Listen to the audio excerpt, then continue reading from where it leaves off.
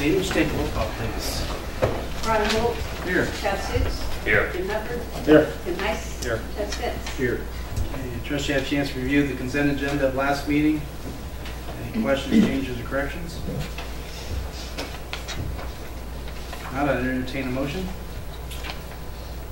Move that we accept the consent agenda as presented. We have a first and a second. I'll second. All those in favor of the consent agenda presented, say aye. Aye. Opposed, same sign. Okay.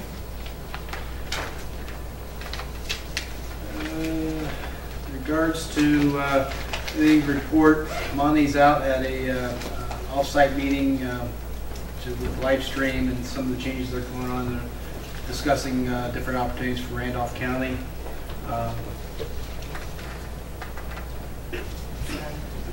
You guys all right down there? Yeah. And looking at how we can utilize live stream and to the best of the advantages of the citizens of Union City and also of all of Randolph County. Appreciate what they do because they have the transportation system. That's what we're trying to remind people that that is an opportunity to them. It's a low cost per day for people that may be needing assistance to get back and forth from their particular destinations. Also, just an update on the south side of town. There's two projects going on with Cooley Construction. One of them is the Paul's building, and then also the water line, and also the wastewater line at the Ball Diamonds. And working on that this week.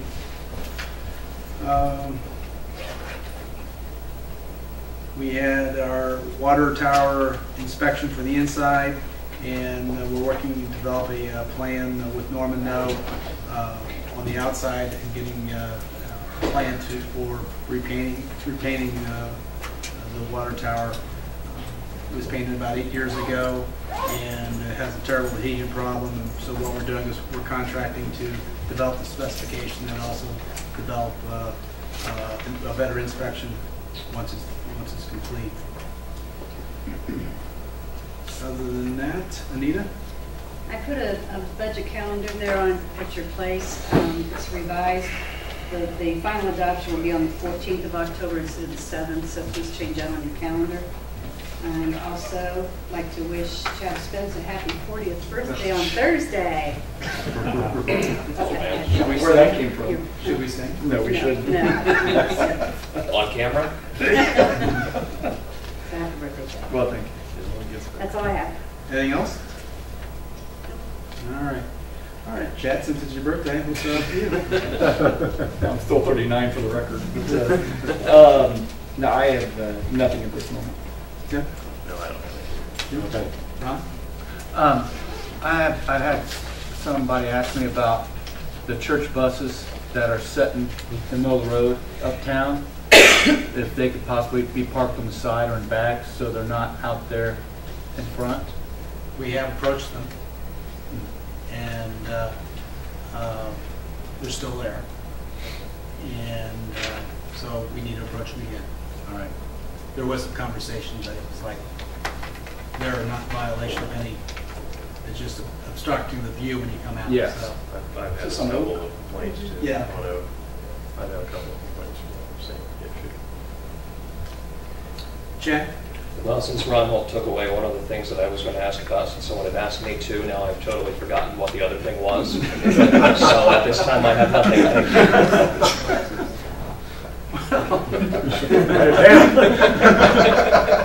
you. It gets worse when you get older. Brian? Thank you. I do not have anything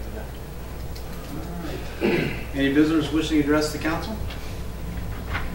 We're flying right through this. See how professional and we run this. We even have to record it for people so they see how efficient we are. So, tonight we're going to start off with some different presentations. The very first one is with Work One. We have Tony Bratz and Jody Springer. They represent for Work One not only Randolph County, but Jay, Blackford, Henry, and Rush counties. And if you wouldn't mind place yourselves at the podium and kind of give us an overview of what you'd like to talk about. And the floor is yours. I'm up first. So Ah. we're going to take this in a couple of phases. Tony works with the business community in calling on those businesses and helping them in their employment issues. So I thought I would talk more about the individual, possibly those unemployed, and how we can help them, what we can do for them. So first of all, I'd like to thank Mayor Conklin for inviting us to come to the meeting tonight and share this information. As far as what we can do for individuals, we offer workshops for individuals that possibly could be newly unemployed and they haven't prepared a resume, so we can help them in preparing resumes, workshops on interviewing, those sort of things. So we have a wide range of workshops that we can help individuals with. We also offer training for individuals, assistance in post-secondary training. Possibly they might not have the funding that is available in order to pay for their tuition, books, those sort of things. So we have grants through the Department of Labor that we are able to help individuals with that post-secondary education. So if I was recently unemployed and came in and wanted to maybe enhance my background or an education that I don't have, and you would work with the individuals to... We would actually help them into, let's say, I don't know what I want to be when I grow up. And we can sit down, we have assessments that we can walk the individuals through, trying to figure out where their interests lie, that sort of thing. Then from there, figure out what type of training is available to them in the local area, and then possibly being able to help them in some of that funding also.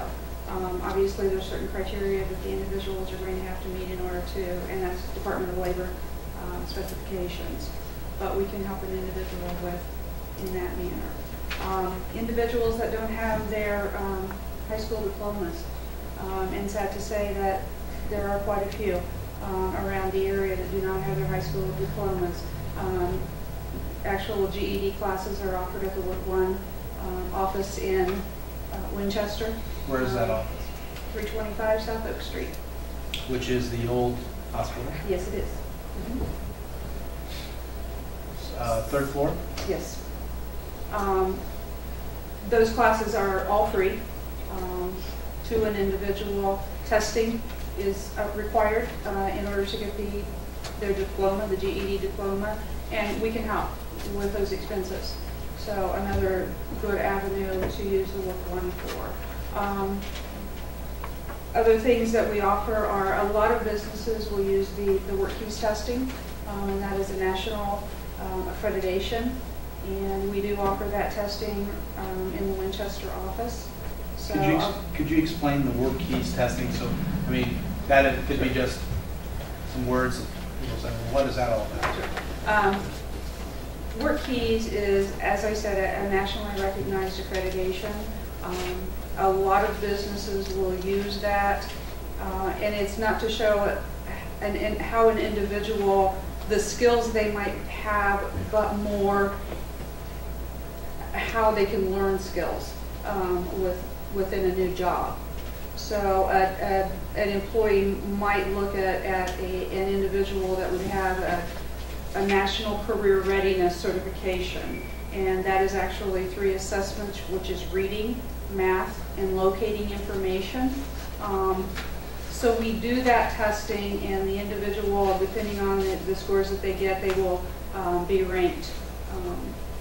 From that, a business can determine, based on the specific job that they are looking at hiring for, just how qualified is an individual to actually learn.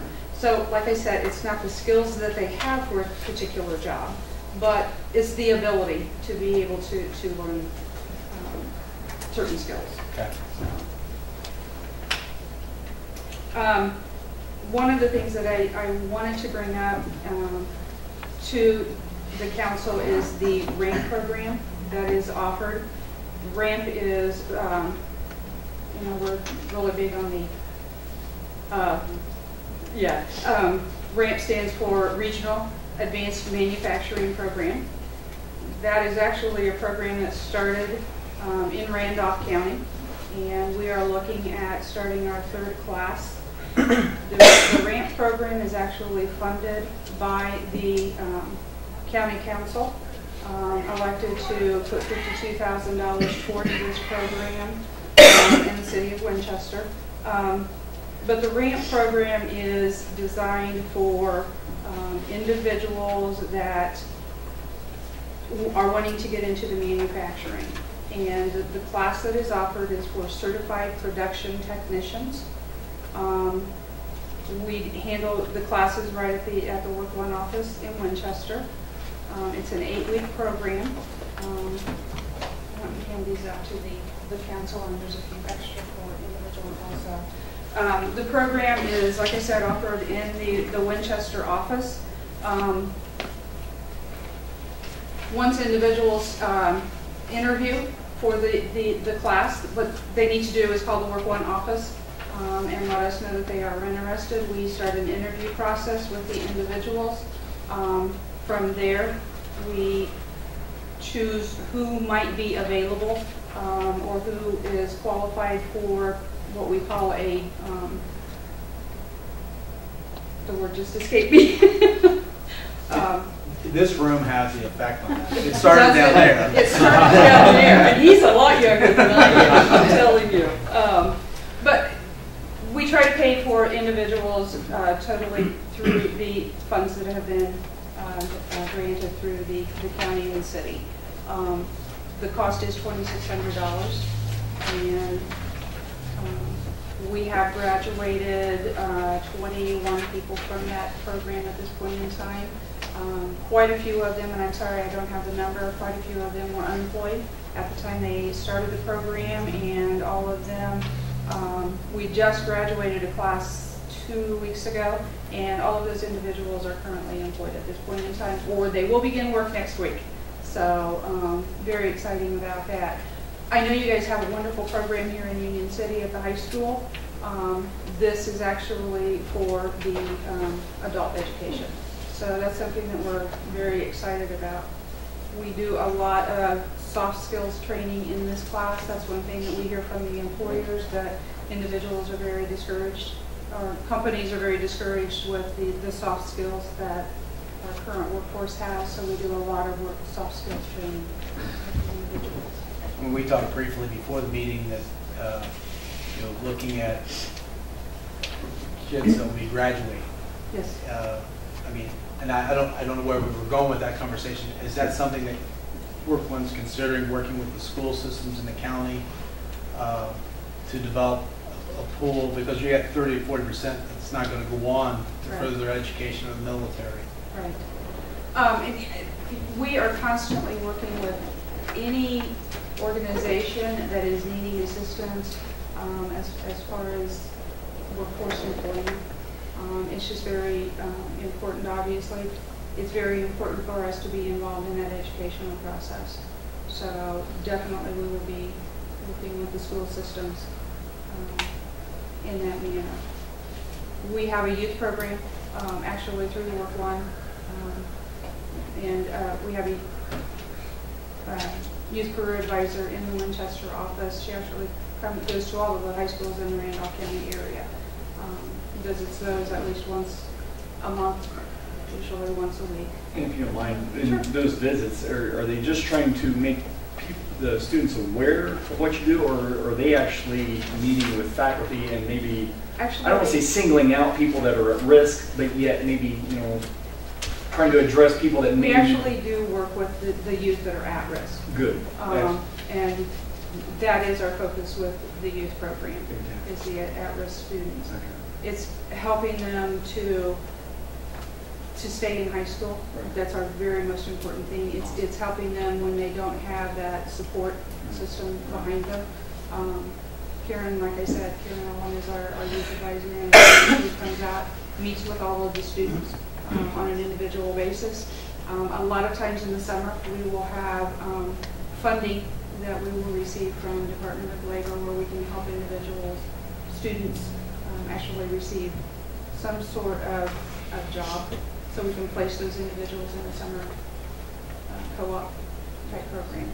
So, I was here to talk about the individuals and what we could do, and I really want Tony to be able to discuss what we do with the businesses also, because that's very important. If we don't have the businesses and we're not working with the businesses, then we don't know about those jobs that are available to the individuals. And that's very important that we have that connection going. So, okay. Thank you very much. Thank you. All righty, so we're in luck, Mayor Compton, because our meeting is going so quickly. I've been able to narrow my segment down to 45 minutes, so I think we're doing well, right? Bruce, you can go ahead and get a couple of If we could take one of those magazines and pass it down. As Jody had mentioned, I'm Tony Bratz, and I represent the business services piece to Work One. Let me start my segment with a few misnomers and market myths. Some folks think that we're a staffing agency. We are not. We help staffing agencies, but we are not one. Some folks think we're a for-profit entity. Folks, we're not. We're a not-for-profit here to help job seekers and employers.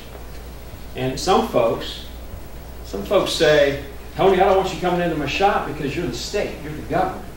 Folks, we are not that either. We are not. But here's what we are. We're a not-for-profit agency whose mantra, my mantra, is to help employers with their recruiting, their retention, and their employee training. That's what my group is here to help employers with. And so what that looks like is, if we look at the recruiting piece first, we have an online module that's available 24/7, and it's known as Indiana Career Connect. In your magazine, you have a bumper sticker looking thing that gives you that website, but it's indianacareerconnect.com. Any employer can log in. I can approve the employer, and that employer has the opportunity to enter in a few keywords or get as specific as they want with the skill set they're looking to recruit. And they can search the thousands of job seekers in our database and search for the talent and the keywords that fit what the employer is looking for. We've had employers in Randolph County, employers everywhere, but in Randolph County, we had a small trucking company that said, Tony, I give up. I can't find CDL drivers that want to go over the road. In 2 days of using Virtual Recruiter, that's the name of that tool, they made a qualified hire and hired a CDL Class A driver. So the recruiting tool within Indiana Career Connect that employers can use to recruit with is called Virtual Recruiter. And again, it's available to any employer who has access to Indiana Career Connect. And they all can have access to Indiana Career Connect, and I just say yes to the employer that asks. The second recruiting piece within Indiana Career Connect is known as, well, job postings. And it is what it sounds like. Folks, if you've ever known of anybody that's called the newspaper and said, I want to place a help wanted ad, or maybe in today's age they dial into Monster, Career Builder, or other online boards, and they do a job posting. Well, that's what they can do with us as well. Again, we're funded by grant dollars, so I won't bill the employer for that. They can use that, and it's totally free. But that's a 24/7 broadcast of the hiring need that employer may have. So a Union City-based employer, Randolph County-based employer, or any employer can say, I'm looking to hire an accountant. I'm looking to hire a CEO. Actually, Randolph County called me. Scotty called me and said, we're looking to hire an economic development director. Or somebody maybe looking to hire a mayor, a CDL driver, a CNC machine operator, anybody. Any position anybody's hiring for. We've had some of the largest companies in Randolph County say, I'm looking to hire for this position. I've also had some of the smallest companies in Randolph County say, I'm looking to hire for this position. And what they do is, they put their help wanted ad, if you will, on Indiana Career Connect. And then people all over the place, who, as long as they have internet connectivity, it doesn't matter what time of day, they can apply to that posting. What's really neat about that feature, though, is, Mayor Conklin, let's say you're a business owner, and let's say that you want people to apply by coming into your store and applying. But Anita, let's say you're a business owner and you want somebody to apply to you via your company's website. Indiana Career Connect allows the employer to customize the application process individual to the employer's needs. So there's two ways employers can recruit for talent within Indiana Career Connect. One is using the recruiting tool known as Virtual Recruiter to proactively look for resumes to then call and hire. The other recruiting tool is the job posting Help Wanted ad, which is available to everybody.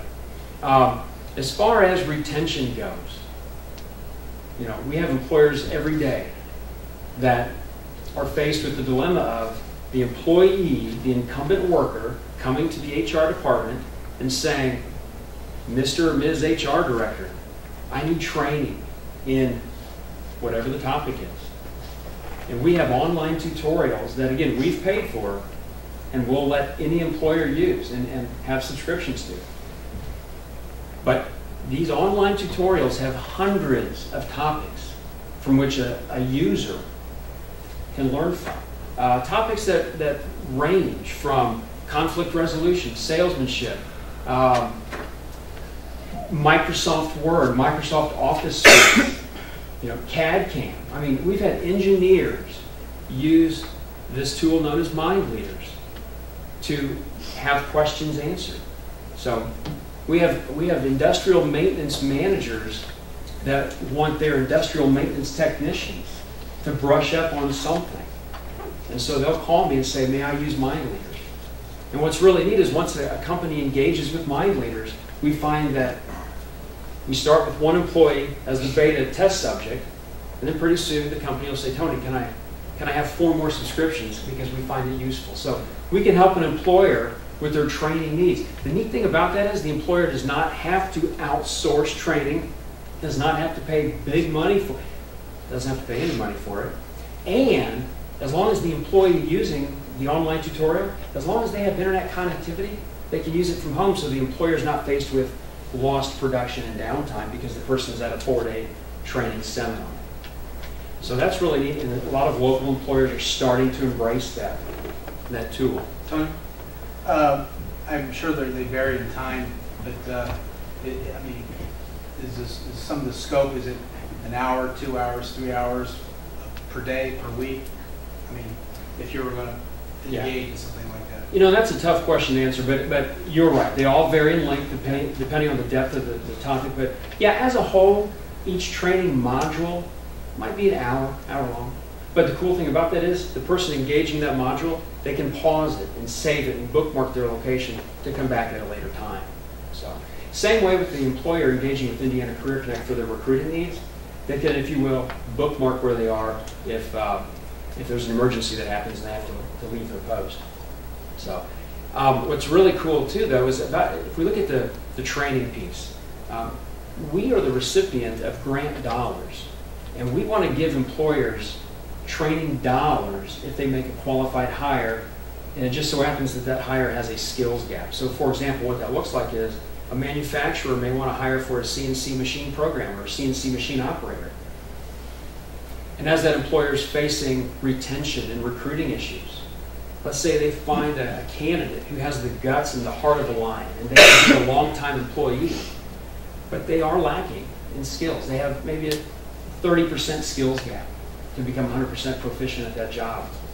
The employer can hire that employee, and as long as we deem it a qualified hire, we can reimburse the employer half of that employee's hourly rate or salary for the predefined training period. That typically yields in $2,000 to $3,000 paid back to the employer for that hire. But that amount does vary depending on the person and the skills gap. But the neat thing too is if we look at recruiting and then we go into retention, Jody mentioned work keys a moment ago for the job seeker. If we look at how work keys is used for the employer, in the handout I gave you, in the packet I gave you, there's a work keys trifold brochure. Folks, I would encourage you to read it. It shares with you that employers use work keys to make a better informed hiring decision because work keys measures an individual's foundational ability to learn. So gone, it can be, if you're using work keys, gone are the days of the employer saying, boy, was Susan just a good hire or does she have it up here too? Work keys can help her with that. I will also share with you that we have another assessment that teaches or that predicts and shares with us what the occupational skill set is of that applicant. And that's called Prove It. And again, Work One administers these tests and these assessments for the employer. So all the employer has to do is engage with us. You know, we sit down, we have a meeting, and when they say, yes, I want to do these, I want to use these assessments, you know what? We do the rest. And the outcome and the goal is we deliver the employer a person that's passed the assessments, and the employer has a better understanding of who and what that person is. I'll wrap up with a local case study, a local case scenario. We have an employer that has a multi-division organization, and let's just call it Division B. They have 80 employees, and every day this business manager would go to work dreading it. Now, he loves what he does, but he dreaded going to work because he knew he'd have to deal with recruiting. Every day for years, he dealt with recruiting struggles and challenges. 8 years ago, he engaged with Work Keys with Work One's help.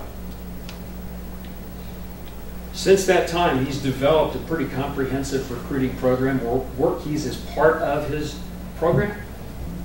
You know, Ed hasn't had to hire anybody in over 2 years because Work Keys helped him dial it in so well. We have other local employers that had, in this one department, they had a 30% first-year retention rate.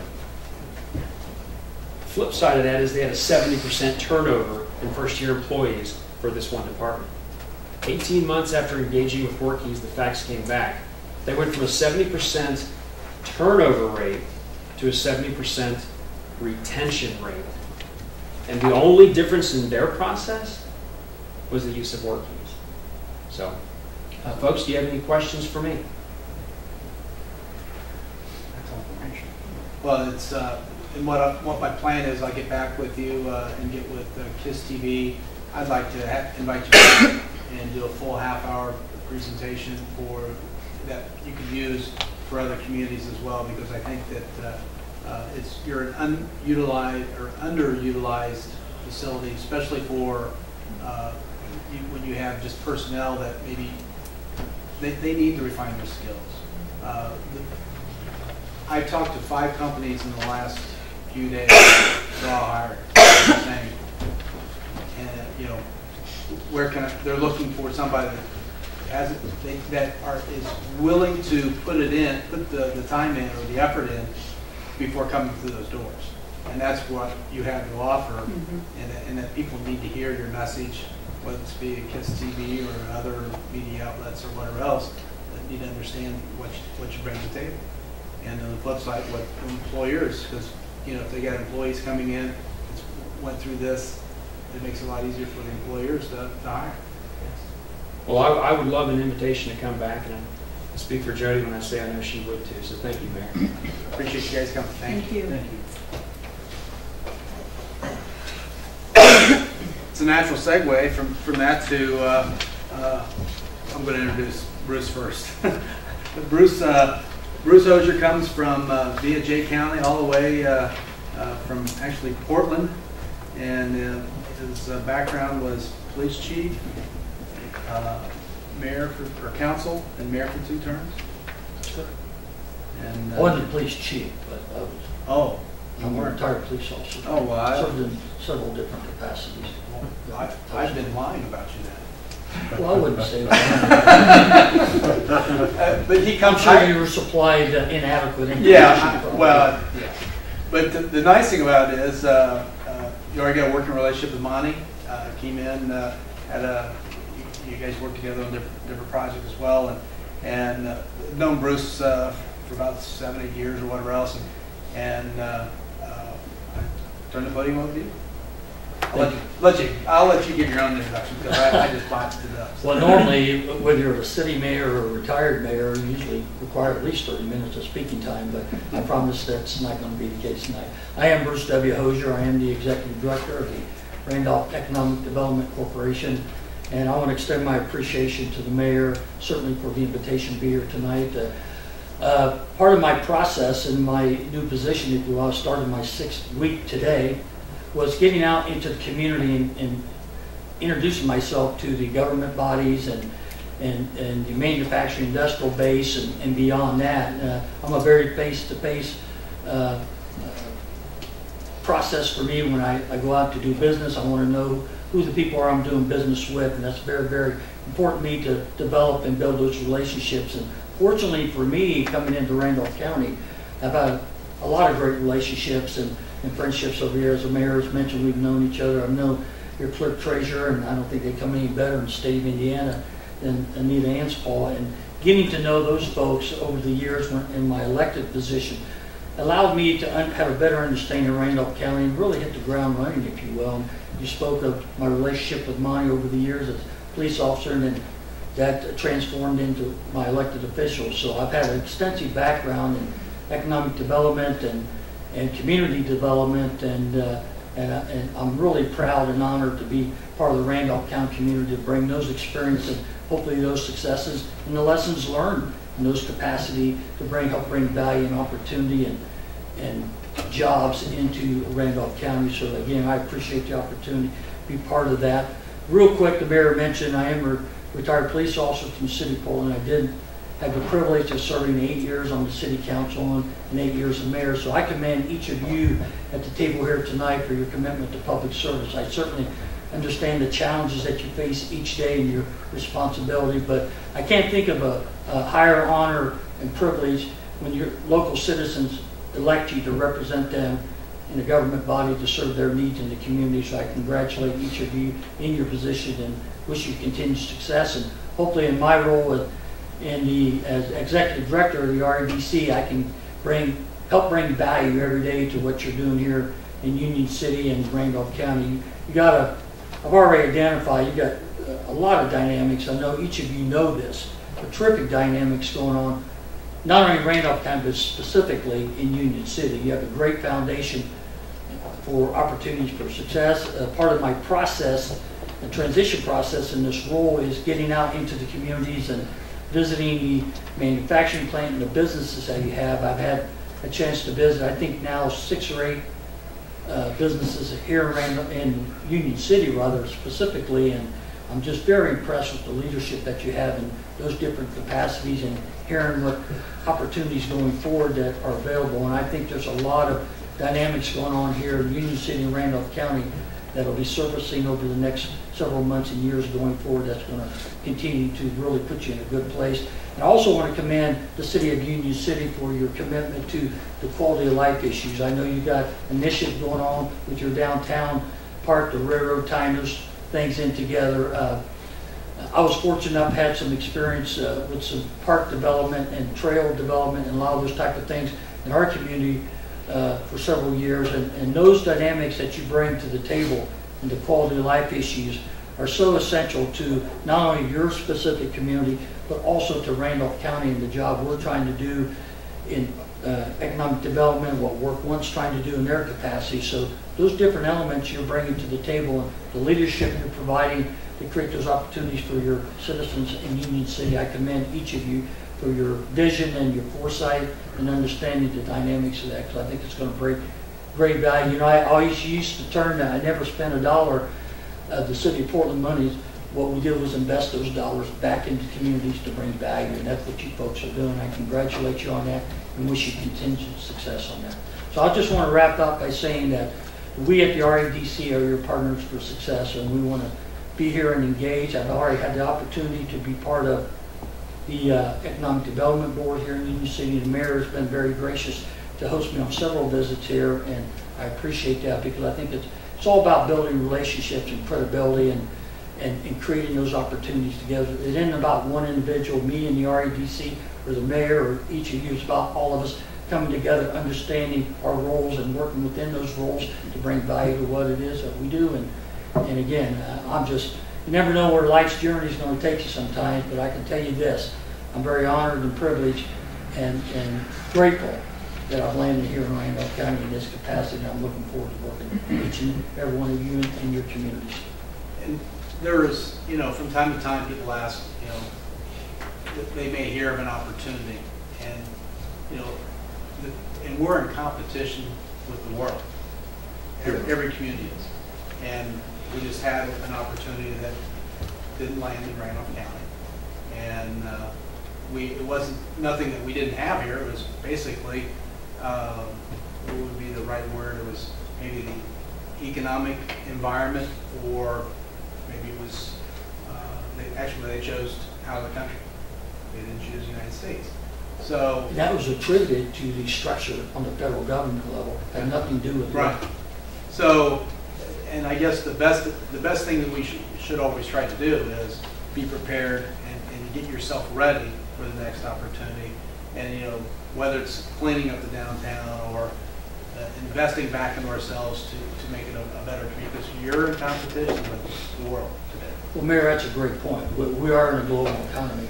A lot of people may not think, whether it's Union City or Winchester or Atlanta or Portland, where that may be, you may not look at it as a globalization, if you will, but you're exactly right, we are. And I think it's very, very important not only to understand and plant those seeds of opportunity for the next new development project, but we also, just as much or more so, need to understand the base that's here and protect that base that's already here, that existing base that's here, because those are, your companies that are here have already invested, developed, and created jobs for your community, so that retention process is just as equally important. But the mayor's right. I had the privilege of attending on 3 different state delegations with Governor Daniels under his administration to Japan and China. And part of that process was FCC was a large Japanese employer, Honda Technology Clutch employer in Portland and Jay County.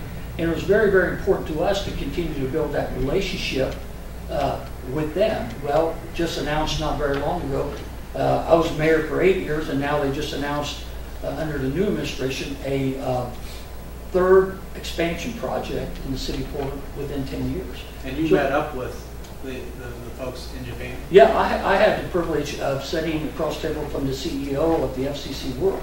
They had 24 plants around the world, and at one point, the one in the city of Portland was the largest, but now it's not. But my point is, building that credible relationships and having the opportunity to plant those seeds of opportunity will potentially bring great growth and opportunity back. We can guarantee one thing: if we don't do that, you should probably guarantee nothing. So it's very, very important to pick and choose your right spots, but you just never know when the value and that return on investment is going to come back to you. And again, understanding the fact that we are in a global market on many levels, and you're competing against communities not only in Indiana and Randolph, let me say Randolph County less, but East Central Indiana and state of Indiana and beyond. And I can't stress enough the quality of life issues, and which includes the cleanliness of your park system, your trail system, your downtown. All those factors are major components to economic development from my experiences. And so, we're looking forward to working with the mayor and this body, as well as the other bodies in Randolph County, to make sure that we can do everything we can in our EDC office to enhance and bring value to what it is you're trying to do. And I had the opportunity to be in Portland last week, and the park's name is Hudson Family Park. It's probably the most incredible parks that for a community your size. And I looked at it, and trying to figure out how we can take that and start picking it apart and putting pieces of that into our park system as well. Great facility. Well, I appreciate you recognizing that. It took us from 2004 to, and we dedicated in 2011, and you're right. And the neat thing about that is it affects citizens of all ages. I mean, from little children all the way up to senior citizens, there's something for them. And being able to recruit that type of quality of life issue in your community, you're right, Mayor, is just really, really important to your overall approach. And I also commend the City of Union City for your comprehensive plan. I think that's very, very important to create a good roadmap and give you a good sense of direction and a visionary approach to what you're trying to do. And I think that's very, very important. I commend you for, I had the opportunity to review that, and certainly it's very comprehensive and very well done. I commend the mayor and the council and the clerk treasurer for their foresight in developing that. Now, you're also meeting with the superintendents of the county as well? I am. I had the privilege of doing that 4 of the 5 last week, and we're still scheduling the 5th one. I think I there's 5, right? Yeah. But we've been able to do As that. opposed to J County. Well, no, it's not. Well, that was a long battle, a long battle. But the neat thing about that, I don't think there's any element in a community that's more important than the educational piece, the foundation that you have. It's really what helps drive a lot of different sections of your community. Certainly none more important than economic development and the type of workforce development that the initiatives we're taking with Work One, the great work they're trying to do to get those exposed out there are just so important for future success going forward. And you're right, Mayor, I mean, that educational piece is essential. And I've had great feedback from each of the superintendents, and we've made a commitment with each other, individually and together, collectively, to support these initiatives from an education standpoint. There's a lot of great initiatives already going on. I know Union City got some great initiatives going on educational. I know the city of Winchester also has an initiative, a partnership going on with their school superintendent district. So we're not here to try to replace anything. We're here to enhance the foundation and build upon that foundation that's in place and just continue to build upon that workforce development. And I'm looking forward to the initiative with Work One. I know the mayor's been involved in those meetings, and we need that kind of leadership to come to the table because we all have a stake in the game, if you will, with the educational piece, and so that's very, very important. And I thank you for your commitment to that. A couple of questions. Thank you. Number one, thank you for being here. And a couple of questions. One is, and you kind of touched on this already, but I guess just to confirm, in your assessment thus far, number one is, what do you think is most important? What are the most important either factor or factors for us as a community to work on or to continue to enhance to help present the kind of package that helps you and other people in similar positions when they're at the table trying to bring a new factor, a new business to the community? So what's some of those things that they can put inside that box with the gift on, with the bow on top, that makes it look really appealing to a potential employer? And then number two is, from your assessments also thus far, what do you see as being our biggest opportunity in this specific community? Great questions. I'll take the first one first, if you will. There's so many pieces of the puzzle that go together, and whether it's the educational piece, whether it's the infrastructure that you have in the city. Do you have the appropriate infrastructure in place, the water, the sewer, the roads, and those type of accessibility? What kind of quality of life issues do you have? Do you have your park system? Do you have a trail system? How safe is your community from the standpoint of public protection? What's the educational what's the education of your workforce development pool that employers potentially? Because what you get is the diversification of employers that you have here. You're not only looking to capture people to come work here, but you want them to come move here, right, invest here, and develop here, including in whether it's the guy or the woman that works on the line or whether it's the corporate people. Right. So the diversification of housing opportunities that you have. So to answer that, Chad, and I don't want to be broad stroke on it, but all the above. I mean, understanding the dynamics that it is a package deal, and understanding it's like a large puzzle, and all the right pieces have to fit in the right places for that to happen. That's why I commend you for having a comprehensive plan, because you've identified a lot of those key pieces that need to be in place. And I'll tell you, there's nothing more important. You know, I know when I drive around communities just myself, is I'm looking at cleanliness. What kind of pride is that community showing, not only in their downtown, but downtown and work your way out. I think that any downtown and communities of this size and stuff like that is the heartbeat of your community. So, you know, if that's your starting point and work your way out from there, it's very, very important. So it's probably not as specific, but I think you guys have identified a lot of those key components in your plan. And I think that's very, very, and another thing I would encourage you to do, don't ever think when you have a level of success, I wouldn't wallow in that too much and enjoy it too much, because you know what, the next day brings new challenges. Enjoy the moment, embrace it, and you don't even challenge it. You know, look at challenges as an opportunity, embrace those as an opportunity to succeed. And even though you'll be discouraged sometimes, we're discouraged that we're not getting a particular Japanese plant here. You know, but it's a big difference between, back up, we're disappointed, but we're not discouraged, because tomorrow we come to work today, right back at it again today, to continue to try to build upon those positives. Like the mayor said, that was the decision that was based upon, and it went out of country. It was based upon some tax structure things that are happening on the federal level. We can't control that. And to add to that, we were in the Final Four, and 2 locations were in Randolph County, and our information was translated into Japanese, and we provided actually one of the videos that we'll see tonight. Part of that was given to them so they have an understanding back in Japan what Union City is all about, but it's still in English. So the only other thing we can start doing is taking a look at how would you transfer to have a subtitle that. right. So. And to answer your question, Chad, your second question about what would I perceive to be one of the strong points for this community.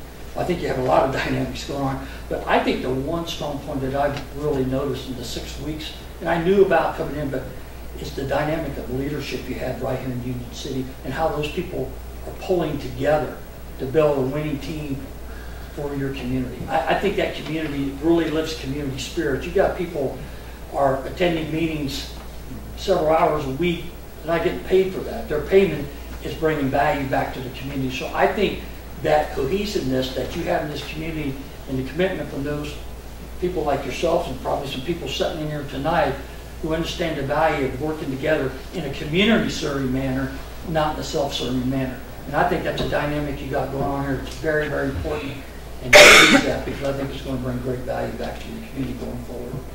Thank you. You're welcome. Question that actually came up, maybe either one of you can answer this.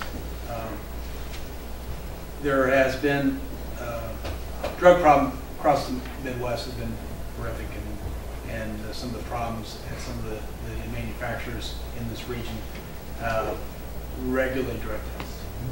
And now you have somebody that's got themselves cleaned up, but they have maybe on another product that's keeping them drug-free.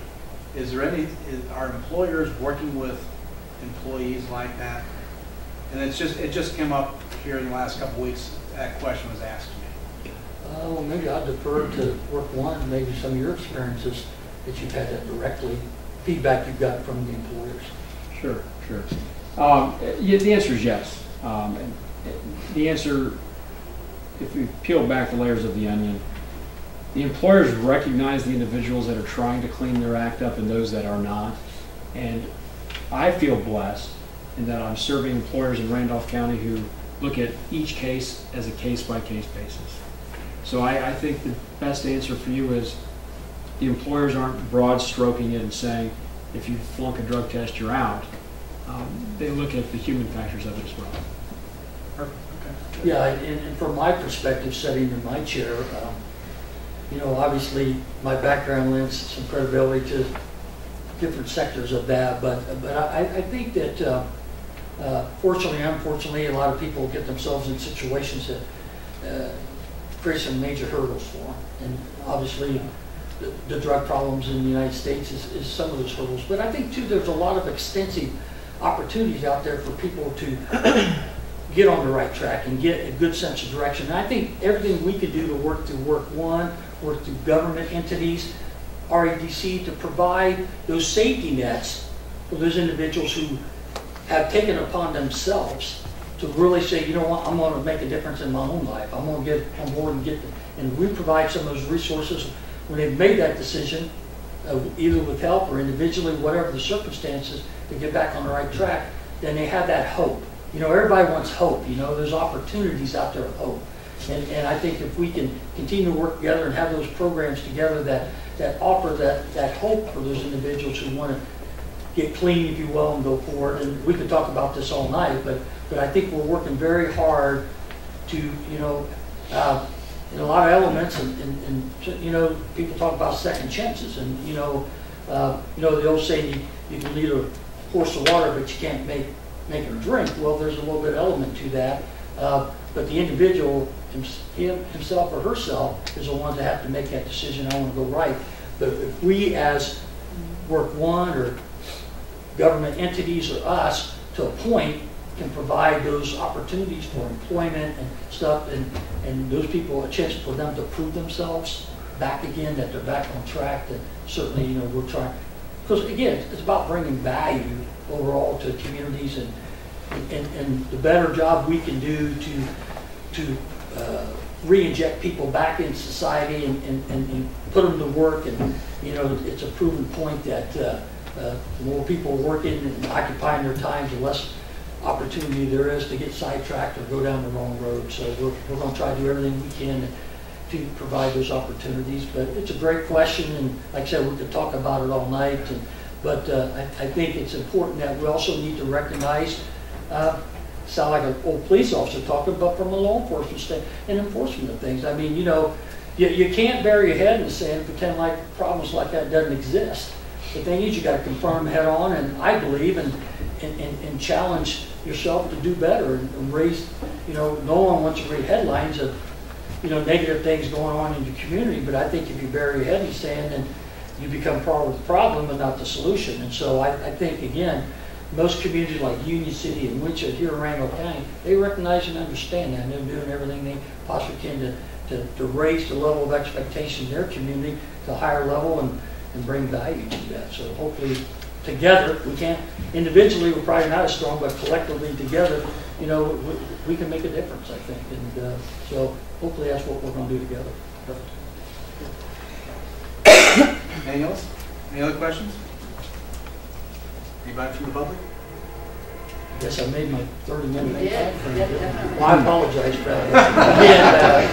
And, you know, I could engage in this kind of conversation all night, but I really am honored to be part of Randolph County in this position. I'm looking forward to it. I'm totally accessible. My cell phone's on my card. I'm totally accessible anytime you want to call me. I used to take my call late at night, but I think it's important that I am, and especially getting established, and I appreciate you adopting the J County Board in your community. So thank you. Thank you. Thank you. Next on the agenda is recycling electronic equipment. It's CDJ Electronic Recycling, Tiffany Crater.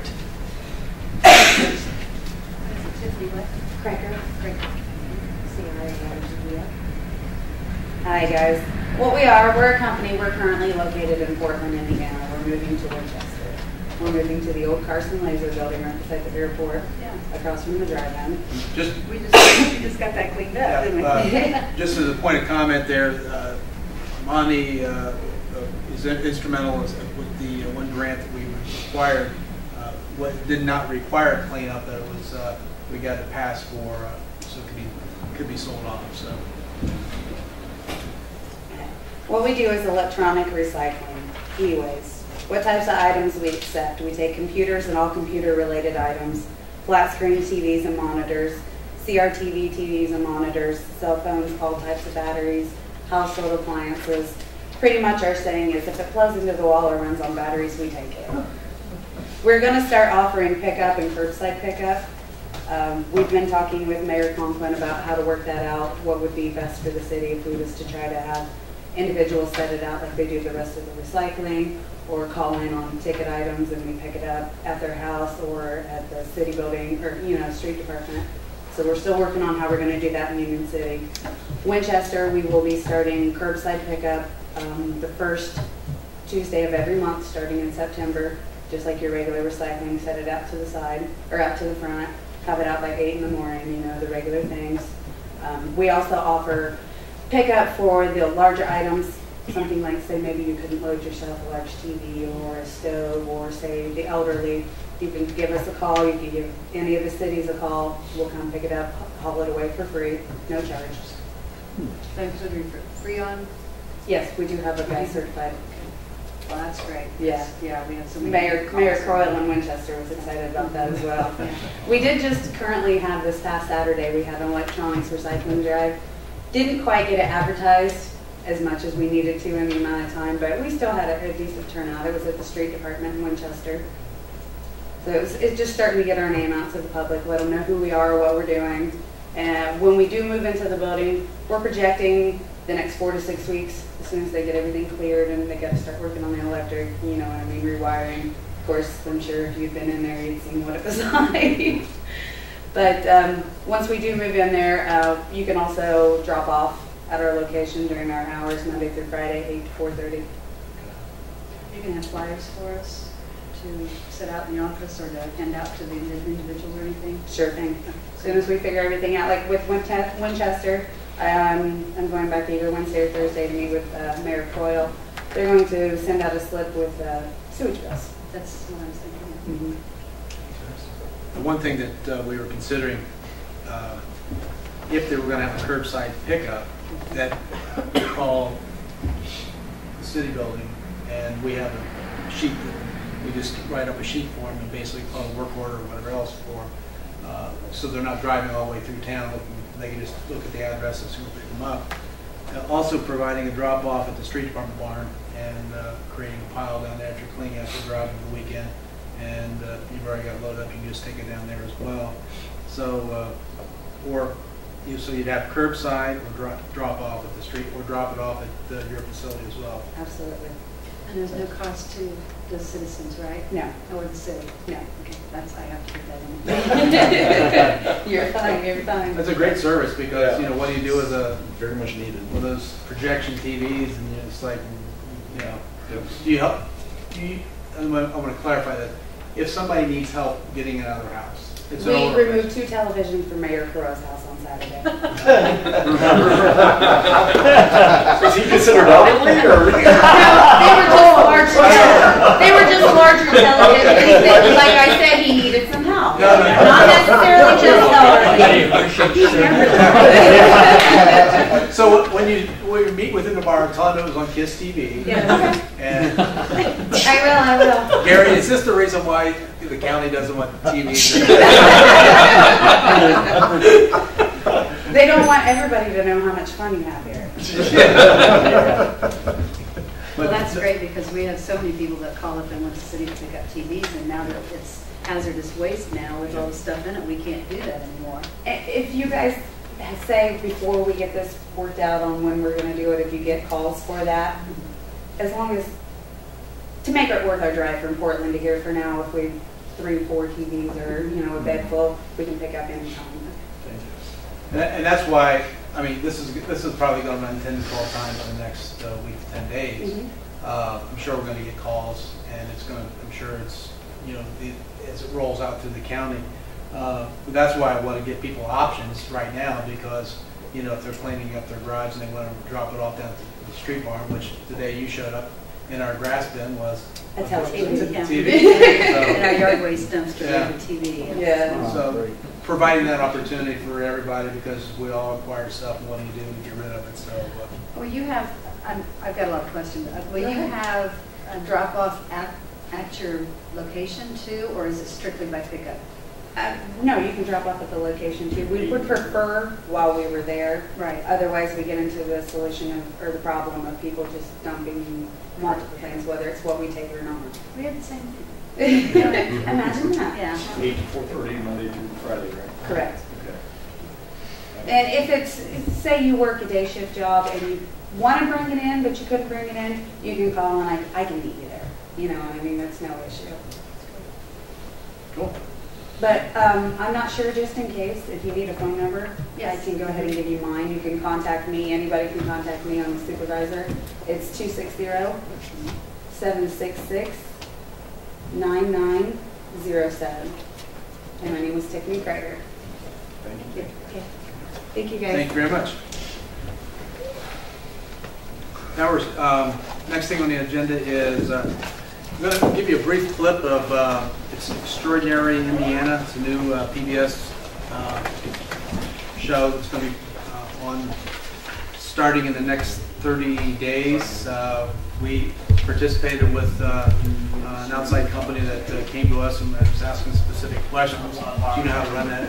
I was supposed to record the IS side and something come up, but I could probably figure it out.